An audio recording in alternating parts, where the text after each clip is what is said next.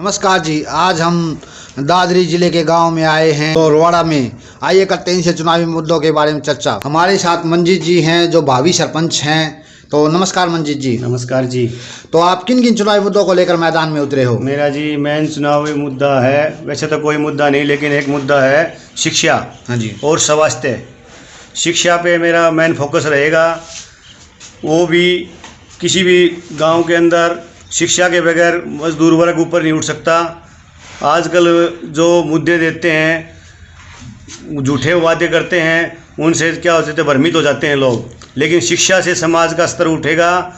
और मैंने पहले ही गवर्नमेंट स्कूल के अंदर चुनाव में उठने से पहले ही टीचर लगा दिए। जो 6 साल से टीचरों की कमी थी ना, मैंने अपनी तरफ से सैलरी दी है और देता रहूँगा। तो आपने शिक्षा की बात की, तो यहाँ स्कूलों की व्यवस्था कैसी है? स्कूलों की व्यवस्था की बात करूं तो अब तक यहाँ की व्यवस्था बिल्कुल न के बराबर है। सरकारी स्कूलों की बिल्डिंगें कैसी हैं? बिल्डिंग जर्जर हालात में हैं और कोई पानी व्यवस्था, कोई सुविधा नहीं है। और मैंने जो अब अपनी तरफ से पानी के टैंकर डलवाए हैं, बाथरूमों की सुविधा भी बिल्कुल ना के बराबर है जी। मेरा सबसे पहले ही मुद्दा शिक्षा का था। हाँ जी। और मैं इसको CBSE स्कूल में कन्वर्ट करवाऊंगा, इंग्लिश मीडियम बनवाऊंगा। जो मेरे गांव के बच्चे हैं, बच्चियां हैं, उनके लिए मैं अब यहाँ से कोचिंग की बाद में व्यवस्था, कोई अब भी अगर जो कोचिंग लेना चाहता है NDA MBBS की, इस प्रकार की, पुलिस की, किसी प्रकार की अगर भर्ती की तैयारी करना चाहता है तो मैंने सभी को बोला है, अनाउंसमेंट में भी करवाई है हमारे गाँव में कि उसका खर्चा मेरी तरफ से दिया जाएगा। बहुत बड़ी बात है जी, बहुत बड़ी बात है ये। चाहे मैं चुना जाऊँ या ना चुना जाऊँ। यातायात के साधन कैसे हैं यहाँ पे? यातायात के साधन ठीक हैं, लेकिन जो लड़कियां कॉलेज में जाएंगी ना, उनके लिए मैं अपनी तरफ से अगर हूँ तो उनको मेरी तरफ से सुविधा अलग से करवाऊंगा। ग्रामीणों को सही रहेगा। हाँ। तो लड़कियों के लिए आप अलग से पढ़ने जो जाती हैं उनके लिए अलग से बस लगवाओगे? बिल्कुल जी, जी बिल्कुल। सरकारी स्कूलों में बच्चे कम होते जा रहे हैं, तो इसके बारे में क्या कुछ जागरूकता अभियान चलाओगे या क्या कुछ करोगे? इससे सबसे पहले तो मैं जो लड़कियों के प्रति जो भावना है वो बदलवाऊंगा। गांव में नेम प्लेट लगवाऊंगा लड़की के नाम पे। गांव माँ बाप को पहचान लड़की के नाम से होगी सबसे पहले। फिर लड़की की पहचान होगी तब शिक्षा का स्तर सुधरेगा और तभी मोटिवेट होंगे शिक्षा की तरफ। तो गरीबों की बात करें तो प्रधान बनने के बाद गरीबों के लिए क्या करोगे?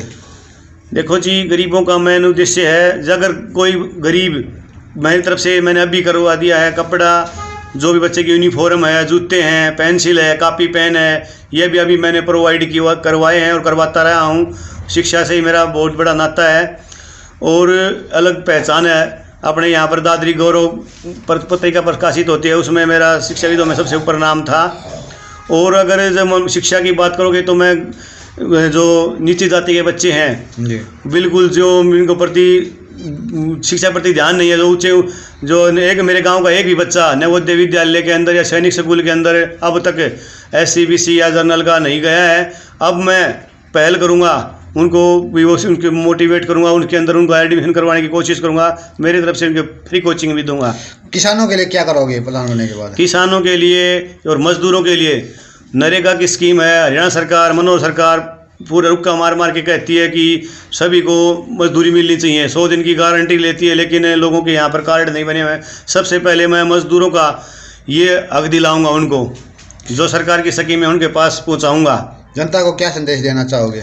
जनता को मैं यही संदेश देना चाहता हूँ कि जो चुनावी मुद्दे हैं, झूठे खोखले वादे हैं, इनसे बच के जो आपके बच्चों के भविष्य का, मेरी जीत गरीब की जीत है। क्योंकि पूंजीपति वर्ग हमेशा गरीब को दबाता आया है। पूंजीपति जो है वो क्या है, दबाएंगे मजदूर को।